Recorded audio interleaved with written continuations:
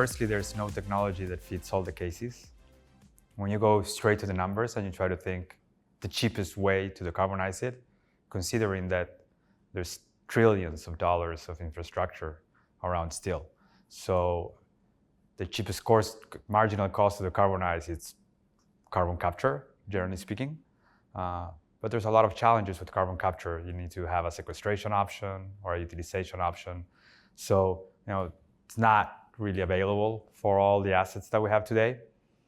More and more, we're seeing companies doing the reduction through hydrogen or trying to move towards hydrogen. Hydrogen can be an attractive option, but it's obviously expensive.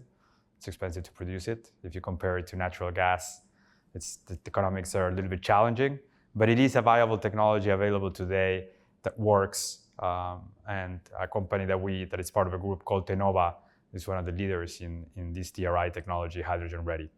It also provides the steel industry an option to continue to invest in a technology that today maybe they can use with natural gas, and then they can switch as also the demand for clean steel starts to appear in a more, I would say, scale or massive way. Today is still a small niche, the demand for green steel. And then obviously there is all the new novel technologies that are coming out that are very interesting. These are completely different processes that try to use low temperature. For example, we are an investor in a company called Ilios out of Israel. And Ilios has a sodium technology that can do the reduction of ore at very low temperature. So typically there's a new bucket of new technologies that are going to become available more and more. This takes time. It's not an easy industry. A reasonable plant, it's a couple million tons. So these are massive facilities, and there's a lot of scale-up risk. But there is a bright future, we think, in the steel industry with some of these new technologies coming up. Steel and cement obviously goes into the building of a building, I guess. But we see that actually operational emissions account for 70% of building emissions. So most of the energy waste, I guess, is coming from building operations. And so it's really important to address that. One of the things, or one of the pathways that we see where we can make a difference is in the HVAC, so the heating and cooling of the building. And in our analysis, we found that that is mostly driven by electric motors, so to kind of circulate the air around a building. And electric motors is something that's been around for over 100 years, but there actually hasn't been a significant amount of innovation in this space. So one of the investments we've done at Just Climate is to back a company called Infinitum, and they have developed a much more effective way to build a motor that utilizes less materials in first instance, but is also significantly more efficient than traditional motors and can save up to 65% energy. So it is 65% more energy efficient than the traditional motor. And this company can achieve that because the motor can basically tailor their speed based on application. And traditionally, motors would just run at 1 speed or 2 speed, and so that's incredibly inefficient. So we see that the energy use in heating and cooling buildings are quite significant. So one aspect is to try to optimize that function through efficient motors. So I think it's common knowledge that we say buildings are 40% of the world's emissions. That stat needs picking apart a bit, because actually a huge amount of the building footprint is its energy use. And we're busy trying to decarbonize the grid. So actually, one of the big solutions we can do to just cut a lot of the emissions from buildings is have a clean grid and then electrify the building. So right now, buildings obviously use electricity anyway. They also use a lot of natural gas for heating. So the first thing would be electrify heating in buildings. That's heat pumps. In Europe, heat pump sales have tripled in the last 3 years. And there is some policy to support it and some subsidies to support heat pump installation. So let's do that. Let's turn gas cooking to electric cooking. And we can do those. There are some interesting places VCs could play here in improving the efficiency of heat pumps, making them smaller, making them look nicer, making them less loud, doing kind of aggregate heat pump installation across a whole street maybe for like underground, so ground source heat pumps, which actually could be a lot more efficient than air source. So there's some exciting innovations there. And then also just keep on investing in renewables. Then there's obviously lots of efficiency. We need to make buildings more efficient, which often is as simple as just insulation, like double glazing. This is government policy. Let's fund people or let's tax people, whatever you want to do, to make a building more efficient. And there's some cool startups, like a startup called AeroSeal raised money in the last quarter. I think Bev, Breakthrough New Ventures, funded them maybe, or maybe it was Microsoft. And they are looking at just creating a sealant that, fills gaps in leaky buildings. That is very low tech, but actually really, really important, because if we can stop heat leakage from buildings, we can reduce how much energy we're using, and that reduces the carbon footprint. The other thing, obviously, is the embodied emissions. Embodied emissions is the emissions made when making your cement and your steel and your plastics and your glass. So we talked about that already.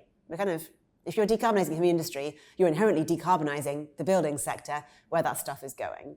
Now, to date, there has been zero policy really to decarbonise building emissions that are embodied. Our policy has been going to decarbonise the operational emissions, heating and cooling and lighting. But there is some really cool policy beginning at the city level in Toronto, Seattle, across Denmark, in Paris, in London, to begin mandating new builds reduce their embodied emissions. And the first thing is reporting. Buildings aren't required to report their emissions, and I think they should be, and cities are beginning to ask that they do that. The minute you have a sticker on your building that has a red sign, right? It's a bit like food standards. You don't want to be the cafe that has the red sign, food standards. You don't want to be the new build skyscraper whose new tenant is Google if you have an awful embodied emissions sticker.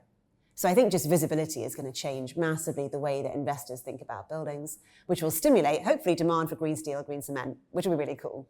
The second thing is, once you have that visibility, governments can begin setting mandates. So now we're beginning to see Denmark, Paris, and others set mandatory embodied emission levels, targets, and they're going to decrease the threshold, increase its severity every few years. And that's going to begin, hopefully, stimulating that embodied emissions challenge. I think building electrification is inevitable. And the reason I think that is renewable energy today is already at parity or below for fossils. Paired with storage makes it not intermittent. And if you can have renewable energy at 2 to 3 cents a kilowatt hour, and you can power the planet, you would hope that the electric grids around the world are green. And then, thus, the electrification of transport, the electrification of buildings, those are really where I see and hope there's an inevitability. Steel and cement are huge contributors to greenhouse gas emissions. I think steel is about 8% of global greenhouse gas. So I work for an organization that is investing in the hard to abate areas. So one of our focus is steel and cement as well. And we're seeing technologies that are readily available today to start decarbonizing this sector. One of the investments that we've done recently is in a company called H2 Green Steel. And H2 Green Steel is using a commercial pathway to build the first of a kind green steel production facility in northern Sweden. So they're using a technology pathway of using the reduction of iron ore with green hydrogen. So interestingly, their facility will also have the first green hydrogen at scale facility in Europe. And this facility is going to be the first steel mill built in 50 years in Europe. So this is quite exciting. Obviously, we need to see more of this type of business model scale. But it's exciting to see a first step in that direction. In the case of cement, we're seeing incumbents and cement producers starting to implement carbon capture as a viable pathway in their facilities. So we need to see obviously more of that going forward, but there are some solutions available today. Talking to heavy industry, things like steel, cement, petrochemicals, a few years ago we wouldn't have known how to decarbonize those. And there certainly weren't any startups doing work like that, and there weren't VCs interested.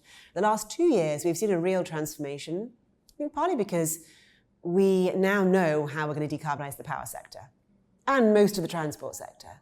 So you look at the pie of global emissions and you kind of pinpoint, well, we have a materials problem and we have an agriculture problem. On the materials side, the big emitters are steel and cement. They are using huge amounts of coal and natural gas to refine, reduce the iron and then make the steel or turn the limestone into cement. And so technologies to solve that or decarbonize that are really going to be replacing the coal and replacing the natural gas. And that means you need things that burn at very high temperatures and give a lot of high heat. You also need reducing agents, and you do need a source of carbon still to make your steel. The routes, therefore, are many-fold, but the big ones we think for steel, as an example, would be hydrogen. It can be a reducing agent, and it can act as the energy source, replacing natural gas. Second would be electrification. There are some really interesting startups. Boston Metal raised money the last quarter and raises money seemingly every single year, and they're looking at electrification of the steel process, which is really exciting. Electra, another startup that's been raising money that is trying to do the same thing. So there are some innovations in electrification. And then really the big third solution is carbon capture.